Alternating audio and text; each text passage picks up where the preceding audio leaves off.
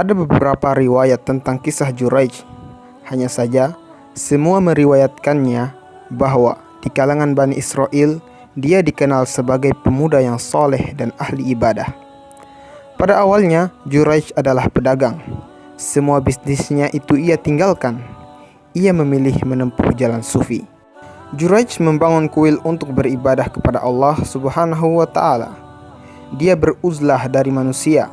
Di kuil yang dibangun di sebuah bukit, jauh dari perkampungan, ia menyepi dari keramaian dan hiruk-pikuk dunia. Kegiatannya sehari-hari hanya beribadah. Juraij mempunyai seorang ibu yang solehah. Pada suatu ketika, sang ibu datang ke kuil untuk mengunjungi anaknya. Ia rindu pada buah hatinya.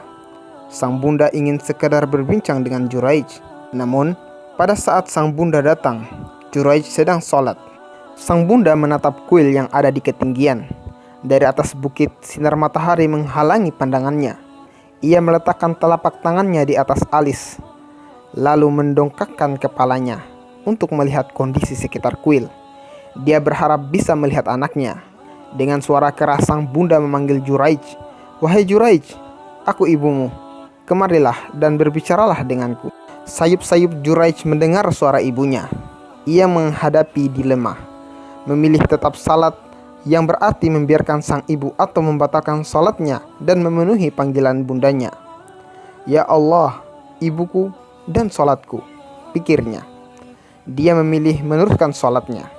Semestinya Juraij meninggalkan salatnya dan menjawab panggilan ibunya, karena menjawab ibu lebih baik daripada salat sunnah. Dia bisa meringankan salatnya dan bersegera menemui ibunya. Akan tetapi Juraij lebih mementingkan salat daripada ibunya. Sang bunda pun pulang dengan hati masyghul. Esok harinya ibunya mengulangi panggilannya. Namun hal yang sama terjadi. Begitu pula di hari ketiga.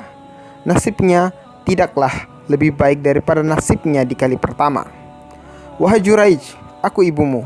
Kemarilah dan berbicaralah denganku," teriaknya di bawah bukit. Sang ibu dengan setengah putus asa berdoa. "Ya Allah, ini adalah Juraij," rintihnya. "Dia adalah anakku. Aku mengajaknya berbicara, tetapi dia menolak." Lanjutnya, "Ya Allah," sang bunda kembali memohon, "jangan engkau mematikan dia sebelum engkau memperlihatkan kepadanya wanita pezina." Tutup sang ibu seperti melaknatnya. Rasulullah Shallallahu Alaihi Wasallam bersabda, "Seandainya dia berdoa agar Juraij terfitnah, niscaya dia akan terfitnah. Jika Allah Subhanahu wa Ta'ala menghendaki sesuatu, maka ia terjadi dan memudahkan sebab-sebabnya." Pada suatu ketika, seorang pelacur datang ke kuil Juraij. Pelacur ini amatlah menawan. Di kalangan Bani Israel, pelacur ini sebagai ikon kecantikan dan kemolekan. Kali ini, ia bertugas menggoda sang ahli ibadah. Perempuan ini pun merasa tertantang untuk menaklukkan Juraij. Ia meremehkan kesalehan dan ketakwaan lelaki Bani Israel ini. Maklum saja, selama ini tak ada lelaki yang bisa tahan menghadapi godaannya. Perempuan ini begitu percaya diri dengan kecantikannya yang ia miliki. Ia pun berpikir, Juraij pasti akan bertekuk lutut kepadanya, sebagaimana laki-laki pada umumnya yang tergila-gila padanya. Orang-orang yang terjerumus ke dalam lumpur kenistaan mengira bahwa semua manusia adalah seperti yang mereka kenal. Mereka tidak menyangka bahwa di antara manusia terdapat hamba Allah yang menjauhi kenikmatan dunia. Padahal orang seperti itu ada di dunia ini.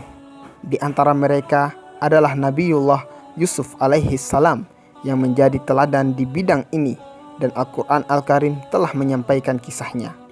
Suatu ketika, perempuan ini menghampiri Juraij.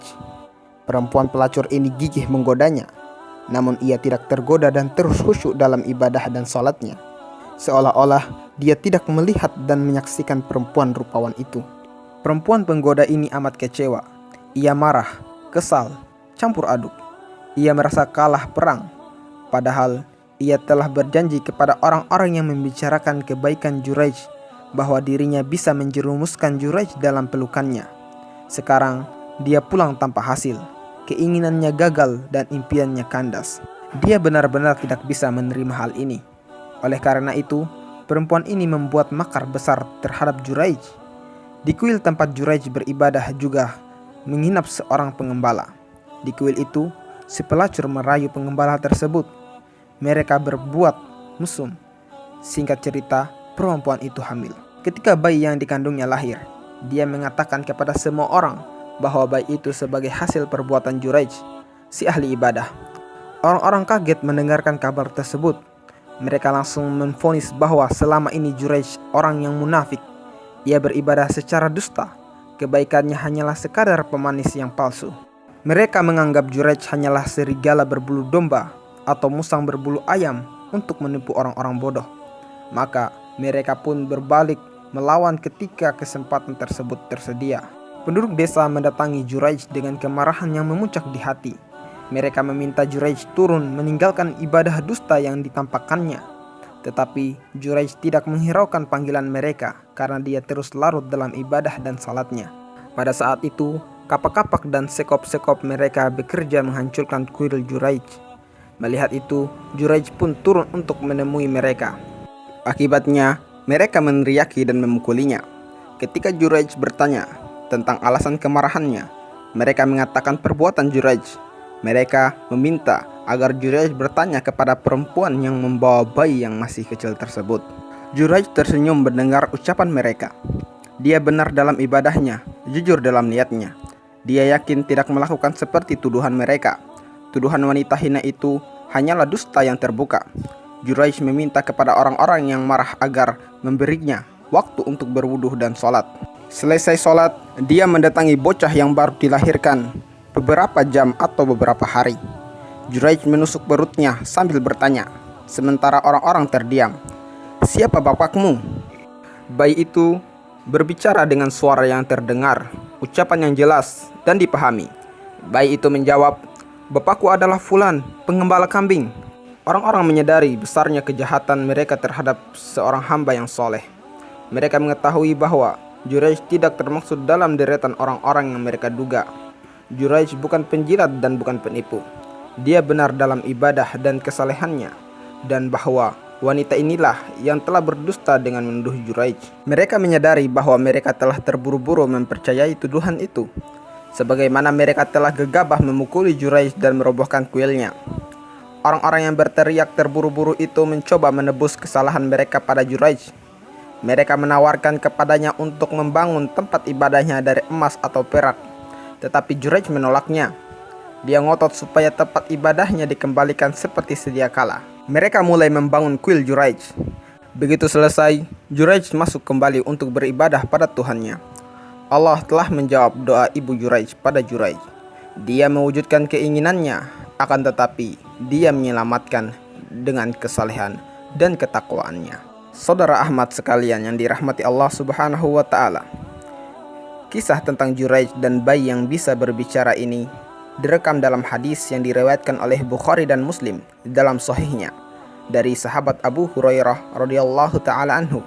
Hadis ini dalam Sahih Bukhari dalam kitab Al-Hadisil Anbiya bab firman Allah Subhanahu wa Ta'ala, dan sebutlah Maryam dalam Alkitab. Quran surat Maryam ayat 16. Demikian kisah yang saya bisa sodorkan pada hari ini. Semoga bermanfaat. Semoga kita mendapat pelajaran di dalam kisah ini. Akhirul kalam. Wassalamualaikum warahmatullahi wabarakatuh.